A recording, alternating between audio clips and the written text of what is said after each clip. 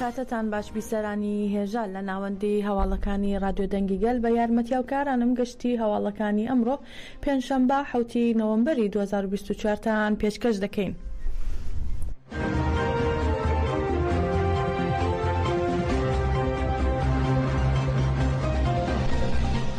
ئشتگیری بۆ ئازادی ڕێبەر ئۆجەلان لە فەڕەنسا بەردەوامە. ئشتگیری ئازادی بۆ ئازادی جەستەیی ڕێبەری گەلی کورد عەبدوڵڵا ئۆجەلان لە شاری ستراسبۆرگی فەڕەنسا لەلایەن گروپێکی نوێ بەردەوامی پێدرا. ئەم هەفتەیە چالاکیەکە لە سەرناوی ئەنجومەنی هەرێمی ساندگالاند لەلایەن کەسانێک بە ناوی نەدیم چۆران و مزەفەر چەنار و دەنیز ئەرکلیچ لە ئەستۆگیرا. لە ئشتگیریەکەدا ڕایانگەیان وەک گەلی کورد ئیرادەی خۆمان نیشان دەدەین و ڕێبەرایەتیمان ئیرادەی ئێمەیە و هەمومان بڕیارەکانی ڕێبەرایەتیمان قبول دەکەین.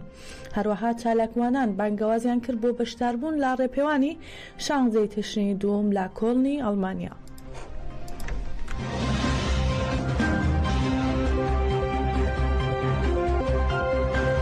لە بەردەم نەتەوەی گرتوەکان دەست بە سەرداگرتنی شارەوانیەکان شەرمەزار کرا. کوردان و ئازادی خوازان لە بەردەم نەتەوەی گرتوەکان لە جنێڤ بانگەوازیان لە دامەزراوە نێونەتەوەیەکان کرد دەژی گۆشەگیری و داگیرکاری و دەست بە سەرداگرتنی ئیرادە یاساکانی خۆیان جێبەجێ بکەن.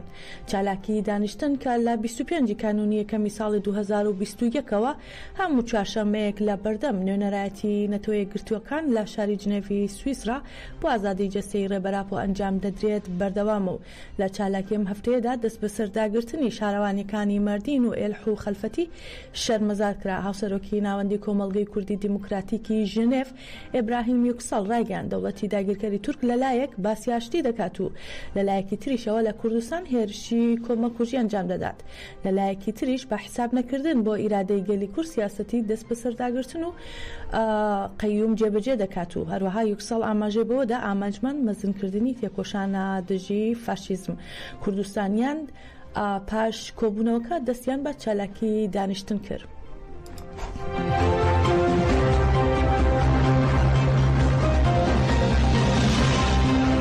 جنگاوەرانی ماک دژی کودەتای قەیومی دەوڵەتی داگیرکەری تورک لە گەڤەر و ئێلح چالاکی تۆڵەسەندنەوەیان دژی سوپای تورک ئەنجامدا. جنگاوەرانی ئازادی کوردستان ماک دەربارەی چالاکیەکانیان دژی کودەتای قەیومی دەوڵەتی داگیرکەری تورکیش ڕاگەیاندراوێکیان بڵاو کردەوە و لە ڕاگەیاندراوەکەیاندا هاتووە جنگاوەرانمان لە 5 تشرینی دووەم لە گەڤەر و زەرەفی گەڤەر دژی کودەتای قەیوم ڕژانە گۆڕەپانەکان و داگیرکەرانیش بازرێ پۆش و بۆمبی گازی هێرشیان کردە سەر جنگاوەرانمان لە شەقامەکان و جنگاوەرانمان بربەستیاندانە و ئاگریان کردەوە. هەروەها جنگاوەرانمان لای ئێوارەی 5 تشرینی دووەم لە ئێلح چەند بربەستێکیاندانا و کەوتنا پێکدادان لەگەڵ هێزەکانی دەوڵەتی تورک کە هێرشیان کردە سەر گەل. جنگاوەرانمان دژی هێرشی درەندانەی هێزەکانی دەوڵەتی تورک بۆ سەرگەلەکەمان بە یاری ئاگرین و کۆکتۆف مۆلۆتۆف بەرەو بووبەرد وڵامی دەوڵەتی داگیرکەریان دایەوە. هەروەها سەرهەڵدانی گەل دژی کودەتای قەیوم تا دێت مەزنتر دەبێت و پێویستە گەلەکەمان بزانێت دەبێت بەرخودان لە هەموو کوردستان و شارێکدا تەشەنە بکات. ماکجەخت دەکاتەوە پێویستە گەلی کورد قارەمان و جنگاوەرانی ئازادی خاوەنداری لاشکۆ و ئیرادەیان بکەن و بڕژێنە گۆڕەپانەکان. ڕۆژی ئەوەیە ژنان و گەنجانی قارەمانی کوردستان لە شەڕی ئازادی و ئیرادەدا جێبگرن و چۆک بە فاشیزم دابدەن.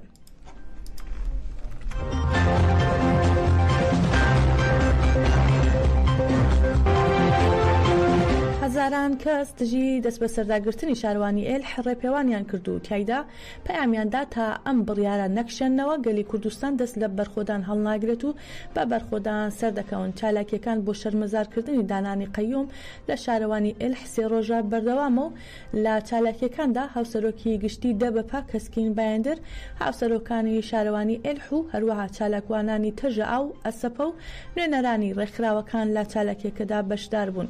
پەرلەمانتاری دەمپارتی سەباحەت ئەردۆگانیش بەشدار بوو.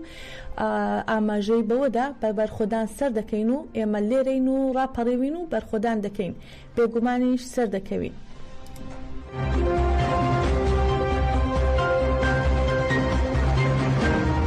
هەروەها لە ڕۆژاوای کوردستان لە کۆبانی ئەندامانی تەفگەری گەنجانی شۆڕژگێڕ و ژنانی گەنج باڕێپێوانێک سڵاویان لە بەرخۆدانی گەنجانی باکووری کوردستان کرد و پێداگریان لە پێشگیریکردنی گەنجانی باکوور کرد. ئەندامانی تەفگەری گەنجانی شۆڕژگێڕ لە کانتۆنی فرات ئاماژیان بەوە کرد کە دەوڵەتی تورک لە هەموو شوێنێک شکستی هێناوە و دەست دەگرێت بەسەر ئەو شارەوانیانەی کە بە دەنگی گەل هەڵبژێردراون. هەروەها ئەندامی تەفگەری گەنجانی شۆڕژگێڕ بەم شێوەیە ئاماژەی کردبەوەی کە دەوڵەتی تورک لە چیا ئازادەکان لە باکوور و ڕۆژهەڵاتی سووریا و تەنانەت لە ئێمراڵی شکستی هێناوە و ئێستا دەست بەسەر شارەوانیەکانی باکووری کوردستاندا دەگرێت. ئێماوە گەنجان بە ڕۆحوگیان لەگەڵ گەنجانی باکووری کوردستانین و ئامادەین بۆ هەر ئەرکێک بخرێتە ئەستۆمان.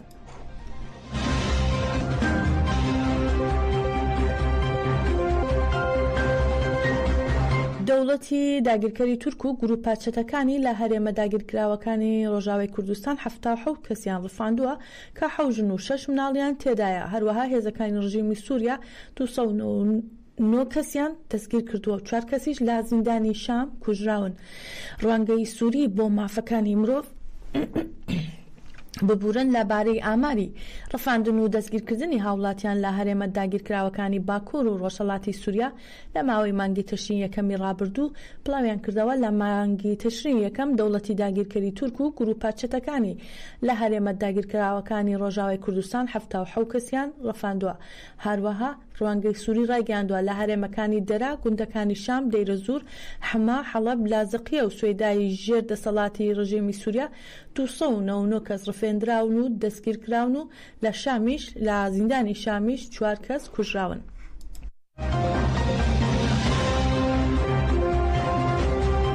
لە ڕۆژهەڵاتی کوردستان هێزەکانی وزارەتی ئیتلاعاتی کۆماری ئیسلامی ئێران هێرشیان کردوتە سەر گوندی دێوەزناوی سەوڵاوە و بە شێوەیەکی توندوتیژ 4 هاوڵاتی کوردیان بە ناوەکانی سینا ئەسەدی، حەمید ساڵحی نژاد، محەممەد کەریمی و جعفەر ئەردەڵانیان دەست بەسەر کردووە کە یەکێکیان منداڵە.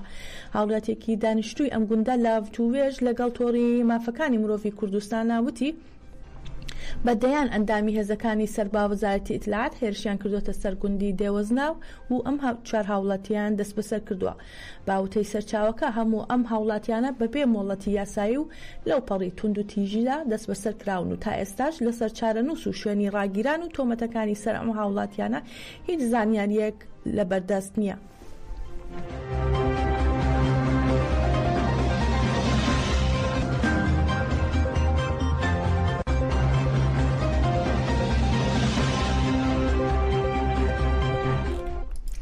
دوو کۆڵبەری کورد لەلایەن چەکدارەکانی ئێرانەوە بریندارکران.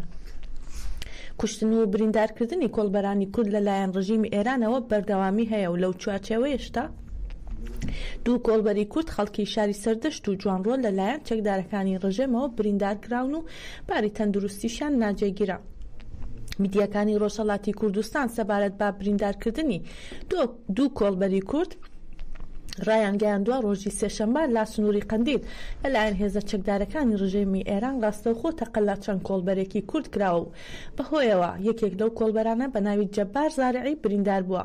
جەبار زارعی خەڵکی شاری سەردەشتە و بەهۆی سەختی برینەکەی بۆ چارەسەری پزیشکی بۆ نەخۆشخانە گوازراوەتەوە.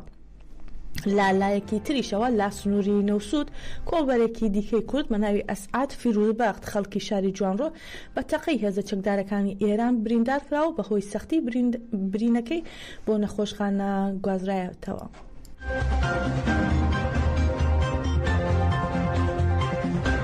هەفتەی داهاتوو ئەنجامی تانەکانی هەڵبژاردن بۆ ئەنجومەنی دادوەری بەرز دەکرێتەوە و تەبێژی کۆمیسیۆنی هەڵبژاردنەکانی عێراق ڕایگەیاند لە ناوەڕاستی هەفتەی داهاتوو تانەکان لە ئەنجامی هەڵبژاردننی هەرێم بۆ دەستەی دادوەری بەرز دەکەینەوە و دەشڵێت لێژنەیەکیان بۆ ئەو بابەتە پێکێناوە.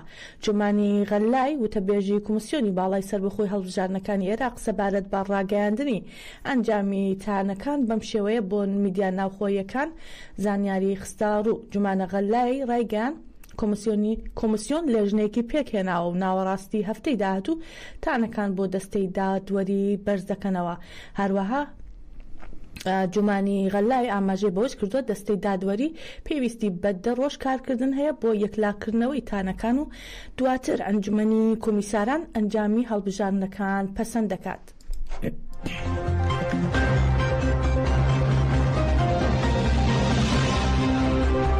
لە دوای سەرکەوتنی دۆناڵد ترامپ لە هەڵبژاردنەکانی سەرۆکایەتی ویلایەتە یەکگرتووەکانی ئەمریکا، سەرکردەکانی فەڕەنسا و ئەڵمانیا داوای یەکڕێزی ئەوروپا لە دژی ترامپ دەکەن و دەشڵێن بەرلین و پاریس لە ژێر هەلومەرجێکی نوێدا پێکەوە کار دەکەن. ئیمانوئیل ماکرۆن سەرۆکی فەڕەنسا و ئۆلاف شۆڵز ڕاوێژکاری ئەڵمانیا سەبارەت بە سەرکەوتنی ترامپ بۆ سەرۆکایەتی ئەمریکا و دروستکردنی ئەوروپایەکی یەکگرتوو لە کۆنگرەیەکی ڕۆژنامە نووسیدا هەڵوێستی خۆیان خستەوە ڕوو. ماکرۆن و شۆڵز ڕایانگەیاند بەرلین و پاریس لەژێر هەلومەرجێکی نوێدا پێکەوە کار دەکەن بۆ دروستکردنی ئەوروپایەکی یەکگرتوو بەهێزتر و دەشڵێن پێویستە ئەندامانی یەکێتی ئەوروپا لە یەکتر نزیک ببنەوە و بە یەکگرتووی هەڵسوکەوت بکەن. ماکرۆن سەرۆکی فەڕەنسا و شۆڵزیش ڕاوێژکاری ئەڵمانیا جەختیان لەوە کردەوە دەست بەجێ داوای یەکڕێزی لا یەکێتی ئەوروپا دەکەین لە بەرامبەر ئەو تاڵنگاریانەی کە سیاسەتە بازرگانیەکانی سەرۆکی هەڵبژێردراوی ئەمریکا دروستی کردو و ئاماژیان بەوەش کرد خۆیان لە نزیکەوە لەگەڵ ئەندامانی تری یەکێتی ئەوروپا هەماهەنگی دەکەن.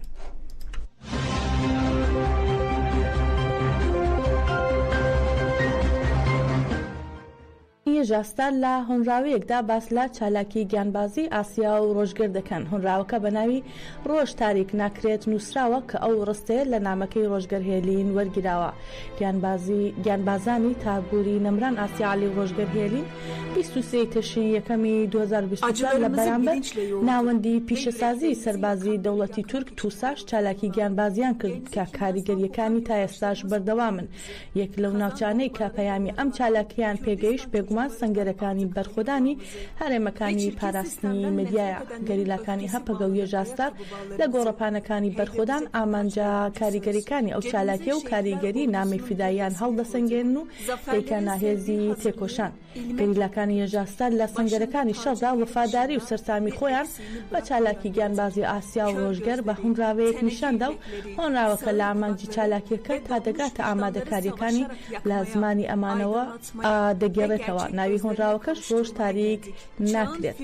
بەم جۆرە گەیشتینە کۆتایی گەشتی هەواڵەکانی ئەم kajmêreman bimênin la xêr û xweşî. Cenk için çıkıp da geldik gün yüzüne. Trafik bilmez, levha tanımayız biz. Onlar da bilmez bizi. Bilmez yüreğimizdeki her bir zerreye sığdırılmış gücü. Ne şehrin patlak kanalizasyonu, ne de metan gazı biriktiren çöplük tepeleri.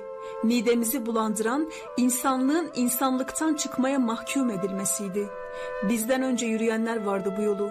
Gönül gözümüzle izlerini izleyip de geldik. Sara ve Rukenlerin, Roşat ve Erdalların. Zilan'dı bizleri birleştiren ve Zilan'ı yaratan güneşti. Bizim sevdayı hasret yüreklerimizi coşturan. Onlar deryaya eklenen birer damla olup deryayı taşırdılar. Ve şimdi tufan olma sırasıydı bize düşen. Ölüm makinelerini eritip eriğinden Marmara'ya yolcu bir gemi yapmaya geldik. Güneşin özgür doğumlarına hasret topraklara, tükenmeyen şafakları armağan etmeye geldik. Düşünceye gayret, ateşe atılmaya yürek ettik. Tüm engelleri Önder Apo'nun ilham veren sözlerinin zikriyle geçtik. Yine Ekim'den bir gün seçtik. Ehriman'ın komplosuna meydan okuyan bir adım daha attık. Yüreğimiz dolu aşk, sırtımızda başarı sözümüz, yatsıdan şafaklara dek yürüdük.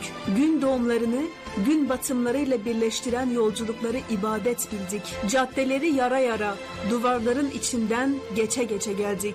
1000 yılların çürümüş zincirlerinin parçalandığı andı vardığımız an. Titremedi bir an ellerimiz, tetikteki parmağımız uyuşmadı hiç. Sırtımız bükülmedi cephaneliğimizden.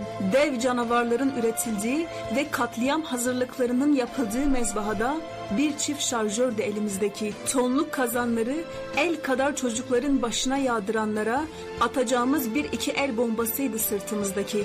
Her vurduğumuzu devirdik ama hiçbir zaman çirkinleşmedik savaşırken. Devirmedik ahlak masamızı. Fedailik en büyük fedaya yaraşır duruşu yakalamaktır.